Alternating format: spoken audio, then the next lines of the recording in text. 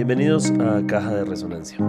Estamos en el año 2020 y se cumplen varias décadas de 2 años que particularmente marcaron fatalidad y cambio para la historia de la música popular anglo, pero por supuesto lo que se irradió hacia nosotros, hacia los oyentes y hacia los seguidores de estas músicas en todo el mundo.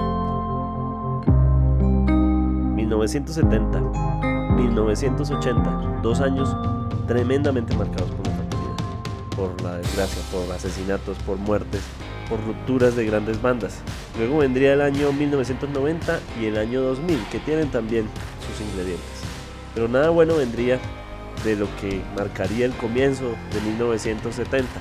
La separación de los Beatles, este afiche de uno de sus conciertos fatídicos, probablemente más que fatídicos, complejos, de 1966, daban cuenta de cómo años después vendría para los Beatles un momento complejo, y en 1970, hacia el mes de abril, Paul McCartney oficializa la separación, que ya todo el mundo sabía en ese momento, pero se oficializa la separación de los Beatles.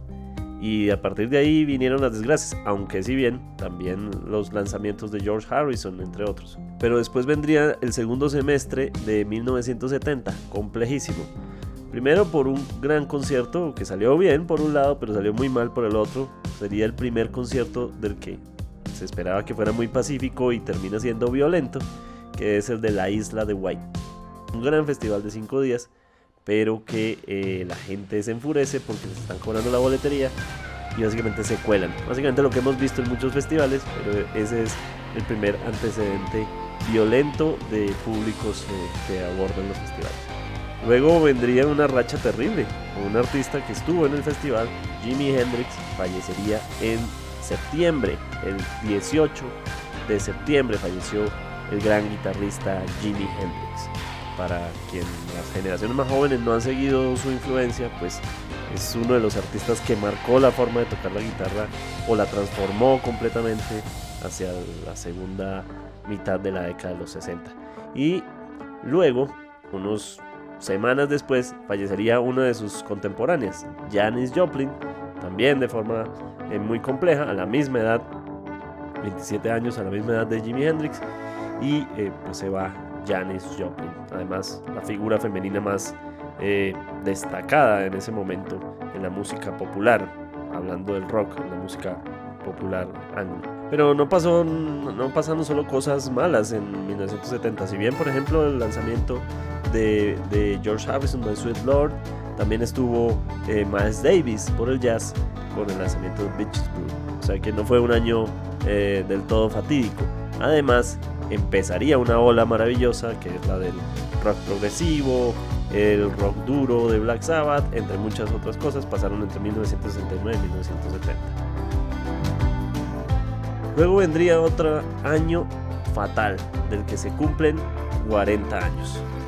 1980, año de gran fatalidad, el asesinato de John Lennon, 10 años después de la separación de los Beatles. Pero también en septiembre muere John Bonham, el baterista de Led Zeppelin, lo que ocasiona la ruptura, la separación de la banda de Robert Plant, Jimmy Page y demás. No solo mueren ellos dos, también es un año en el que mueren, por ejemplo, Vinicius de Moraes, un músico brasileño, muere el jazzista Bill Evans, el director italiano Annunzio Mantovani.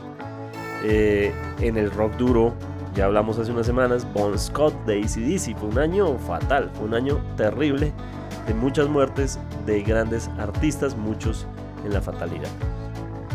También es un año en el que se marca el comienzo del fin de Bob Marley por su enfermedad.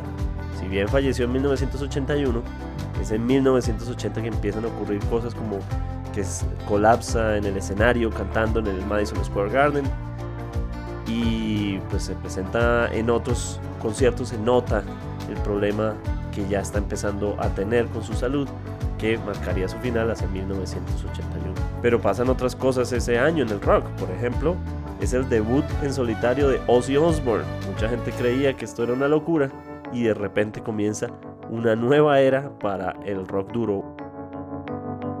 Y es el año en el que Pink Floyd brilla con The Wall.